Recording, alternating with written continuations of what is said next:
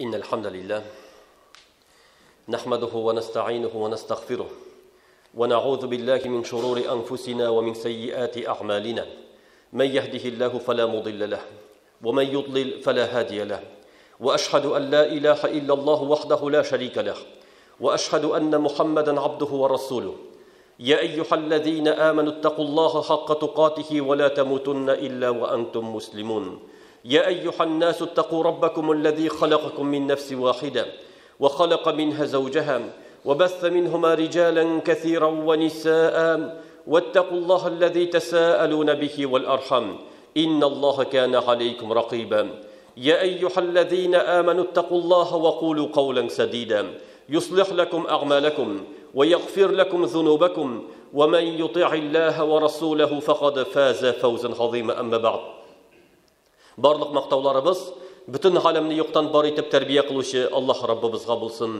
Һәм йөрәкләребезнең турынан чыккан салават шәрифләребез бүтүн аламга рәхмәт итеп җибәрелгән Аллаһның хак илчесе Мухаммад саллаллаһу алейхи ва сәлләмгә, аның әһле бәйте, сахаба кирамнарына, һәм аларга ярга тырышкан барча булган мөмин мусульман кардәшләребезгә дә булса иде. Хөрмәтле дин кардәшләрем, Аллаһ Раббыбызга иман китерү, Аллаһ Тәгаләгә ышанып яшәү, аның кушканнарын үтәп, тыйганнарыннан тыелып яшәү ул иң зур бәхет. Ул иң зур бәхет һәм Аллаһның иң зур булган бүләге. Әмма дә ләкин аны сакларга кирәк. Аллаһ Раббыбыз шушы ниъмәт турында әйтә: "Әвәмән кана мәйтән фәәхйәйнә." Кемдер үлек иде, ягъни үлек йөрәкле иде һәм без аны терелттек. وَجَعَلْنَا لَهُ نُورًا يَمْشِي بِهِ فِي النَّاسِ Һәм без аңар нур кылдык, нур бирдек, һәм ул кешеләр каршында шушы иман белән, иман нуры белән йөри дип әйтә. Шулай ук Аллаһ Раббыбыз әйтә: أَفَمَنْ شَرَحَ اللَّهُ صَدْرَهُ لِلْإِسْلَامِ فَهُوَ عَلَى نُورٍ مِّن رَبِّهِ Кемнең Аллаһ Тәгалә шушы ислам белән йөрәген ача икән, шушы ислам нуры белән йөрәген ача икән, ул Аллаһтан бирелгән нур белән йөри дип әйтә. Ягъни дингә килү, исламда булу, иманда булу ул Аллаһ Раббыбыздан бирелгән нур. Һәм кеше шушының белән йөри, ягъни нурның яктылыгы бөтенен сыйфаты бар. Шуңа күрә аны сакларга кирәк. Кемгә Аллаһ Тәгалә шушы нур биргән икән, шушы нурны сакларга кирәк. Шунлар шушыны саклаучылар турында Аллаһ Тәгалә әйтә: "Иннәлләзина ҡалу раббуна Аллаһу ثُمَّ اسْتَقَامُوا تَتَنَزَّلُ عَلَيْهِمُ الْمَلَائِكَةُ أَلَّا تَخَافُوا وَلَا تَحْزَنُوا." Шунлыкта кемнәр әйттеләр, без иман китердек дип, ягъни шушы иман китерделәр һәм шунлар тугры булдылар дип әйтә. Шушы иман нурын сакладылар, Аллаһка итагать итеп, аның кушканнарын үтәп, тыйганнардан тыелып сакладылар. Алар жан биргәндә рәхмәт фәрештәләре иңер һәм әйтелер: "Курыкмагыз." Ягъни барасы урыныгыз өчен курыкмагыз, "Алла тахафу ва ла тахзану." Һәм калдырган әйберләрегез өчен борчылмагыз, балаларыгыз өчен, гаиләгез өчен борчылмагыз. وَأَبْشِرُوا بِالْجَنَّةِ الَّتِي كُنْتُمْ تُوعَدُونَ Һәм без сезне шатландырабыз, сезгә вәгъдә ителгән җәннәт белән дип әйтерләр ди. Ягъни иман китерделәр һәм шуңар тугры булдылар. Шушы нурынны сакладылар. Шуңа күрә Хасанул Басри рахимахуллаху әйткән: "Кайбер кешеләр ди, даимчелекне теләмиләр ди. Валлаһи дип әйтә. Мөмин кеше ул 1 ай, 2 ай, 1 ел, 2 ел кылучы түгел ди. Ла валлади. Аллаһ Субханаһу ва Тәгалә мөмин кеше өчен, гамәле өчен әҗәлне билгеләде үлем белән дип әйтә. 1 елда түгел, 2 елда түгел, 1 айда түгел, 2 айда түгел. Ләкин аның гыйбадат кылуның ахыры ул әҗәл җитү белән, үлем җитү белән. Һәм Хасанул Басри Коръан аятын укый, Аллаһ Раббыбыз әйтә: "Вa'буд раббака хатта я'тиякал яқин." Аллах субханаху ва тағала пейғамбарыбызға әйтә: "Үлем килгәнче Раббыңа гыйбадат кыл" дип әйтә.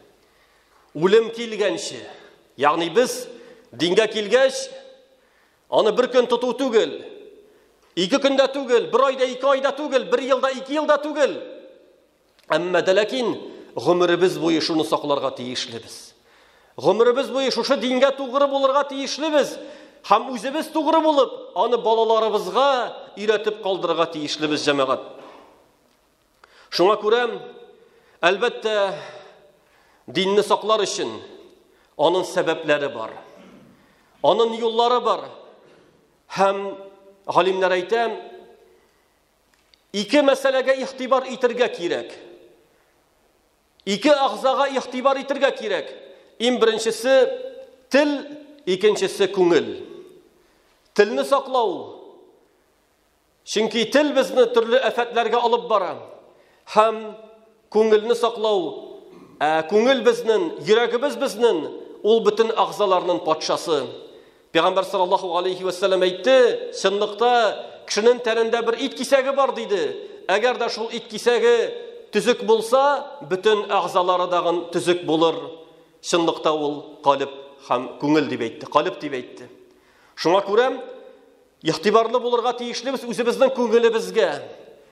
Чөнки күңелебез нинди халәттә, һәм безнең күңелебезгә килә мәгълүмат 2 агъза аша. Күзебез аша һәм колагыбыз аша. Бер хадистә килә, күңел ул савытты. Аңар туташкан 2 юл, күз юлы һәм колак юлы. Шушы савытны син нәрсә белән тутырасың? Күзең белән нәрсә карыйсың? Алар барысы да күңелгә керә. Колагың белән нәрсә ишетәсең? Барысы да күңелгә керә. Шуңа күрә, әгәр дәген харам һәм гынахлы әйберләрне карап һәм тыңлап йөрисең икән, күңеленне пычрак белән тутырасың. Әгәр дә киресенчә халал булган, рөхсәт ителгән әйберләргә карап гыйбрәт аласың икән, вагаз тыңлыйсың икән, Коръан укыйсың икән, күңеленне паклыйсың һәм чистартасың. Шуңа күрә, шушы ныклыкның иң мөһим сәбәбе ул да булса, Аллаһ Тәгаләгә чынлап шанып, аның Коръанына ябышып, аның сүннәтен, пәйгамбәребезнең сүннәтен өйрәнеп, галимнәрнең сүзләрен тыңлап, һәм шуның белән гамәл кылу. Ягъни гыйлем алып, шул гыйлем белән гамәл кылу, ул безнең төрле бузыклыклардан саклаячак. Күңелебезне ныгытачак. Чөнки пәйгамбәр саллаллаху алейхи ва саллям әйтте, сезгә калдырдым диде. Әгәр дә аңар ябышсагыз, бер кашанда адашмассыз, ул да булса Аллаһның китабы һәм үземнең сүннәтем дип әйтте. Ягъни Аллаһның китабы һәм пәйгамбәребезнең сүннәте һәм аны галимнәр үзләренең китапларында, фикъ китапларында, әдәп ахлак китапларында аңлатып бирделәр. Кайбер кеше ялгышырга мөмкин, миңа галимнәр сүзе кирәк түгел. Мин Коръаннан үзем аңлыйм, хадисләрдән үзем аңлыйм дип ялгышып әйтергә мөмкин. Ул алай түгел, җәмәгать. Галимнәр шул хадисләрне өйрәнеп, пәйгамбәребезнең сүзләрен өйрәнеп, Коръан аятларын өйрәнгәннән соң гына хөкемнәрне чыгардылар. Шуңа күрә без галимнәрнең сүзләренә таянырга тиеш булабыз. Шулай ук күңелләрне нык тота торган һәм шушы динебезне саклый торган гамәл ул да булса Аллаһка гыйбадат кылу.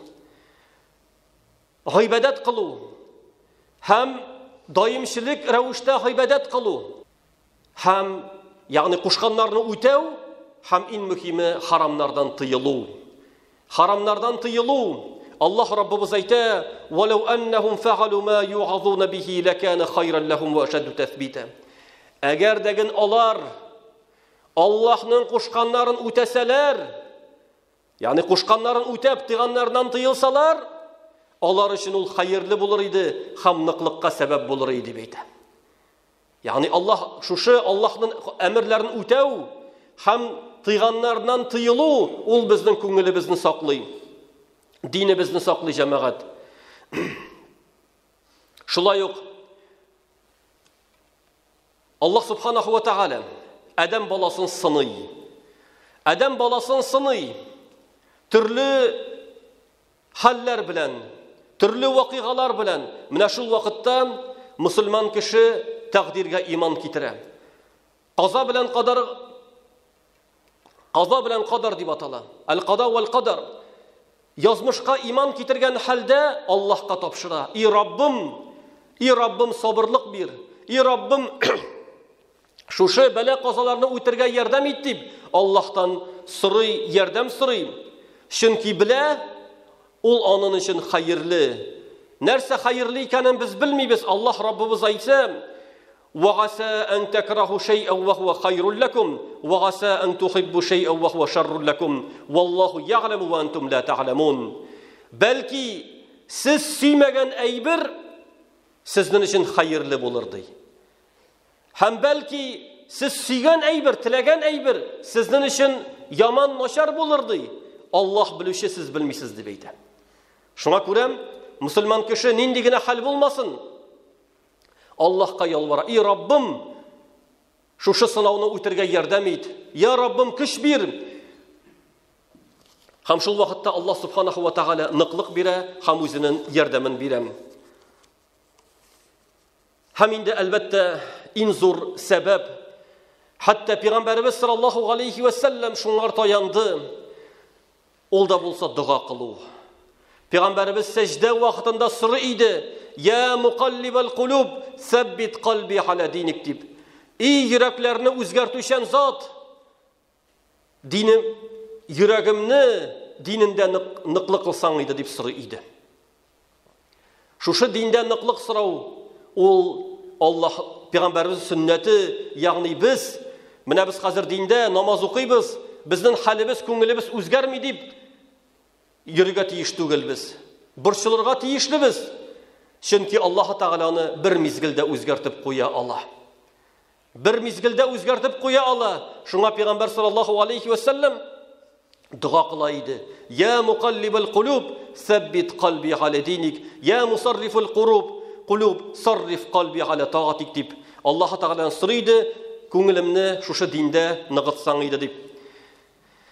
Һәм инде әлбәттә, әгәр дәген кеше Аллаһ Тәгаланы искә алып йөри икән, Аллаһ Тәгаланы зикр итә икән, Аллаһ аңар ярдәмче була. Аллаһ Тәгаланың күңелен саклый. Һәм ул дагын иң зур сәбәпләрнең берсе булып тора. Һәм шулай ук шушы диндә нык булуның бер зур сәбәбе ул да булса яхшы кешеләр янында булу. Изге кешеләр янында булу. Ул кешеләр сине Аллаһ белән искә төшерүчеләр булса. Ягъни син файдалы гыйлем аласың алардан, һәм алар сиңа киңәш бирәләр. Синең гаепләреңне күрсәтәләр. Әгәр дәген син хаталансан, алар сиңа исенгә төшерәләр. Менә бик мөһим әйбер җәмәгать. Янында изге дуслар булса, яхшы дуслар булса, шушы диндә ныклык ул бер зур ниғмәт булып тора. Чөнки Аллаһ Раббыбыз аны безгә Коръәндә әйтә: Бисмиллаһир-рахманир-рахим. Вал аср, иннал инсана лафи хуср, илля аллазина аману ва амилус салихат ва тавасау бил хаққи ва тавасау бис сабр. Барыбыз дагын белгән Гаср сүрәсендә Аллаһ Тәгалә әйтә: вакыт белән, гаср белән ант иткәннән соң кеше үкенештә булды дип әйтә. Кеше үкенештә һәм хәсрәттә булды ди. Кемнәрдән башка? Ягъни кыямәт көнендә үкенештә булмас өчен Аллаһ Тәгалә әйтте: илля аллазина аману, иман китерүчеләр, изге гамәл кылучылар һәм бер-берсен яхшылыкка өндәү һәм бер-берсен сабырлыкка өндәүчеләр үкенештә булмас диде. Ягъни бу кеше үзе генә түгел иде. Ул янындагы аның иптәшләре, ул иптәшләрен өндәде. Аны иптәшләре дәген өндәделәр. Яхшылыкка, сабырлыкка без түзергә тиеш дип өндәделәр. Һәм шуның файдасы булды. Шуңа күрә, хөрмәтле дин кардәшләрем, динебезне саклыйк, Аллаһ Раббыбыздан сорыйк, үзебезнең балаларыбызның, нәселебезнең динебезне Аллаһ Тәгалә сакласа иде. Ничек безгә бабаларыбыздан шушы ислам дине саф рәвештә килеп җиткән шикелле, без дәген үзебездән калган буыннарга динебезне җиткерә алсак идек. Баракаллаху лана ва лакум фил Qur'анил азим ва нафагани ва iyyakum бima фихи минал аяти ва зикрил хаким. Aqulu ма тасмаун ва астагфируллаха ли ва лакум ва лисаирил муслимин фастагфируhu иннаху вал гафурur рахим.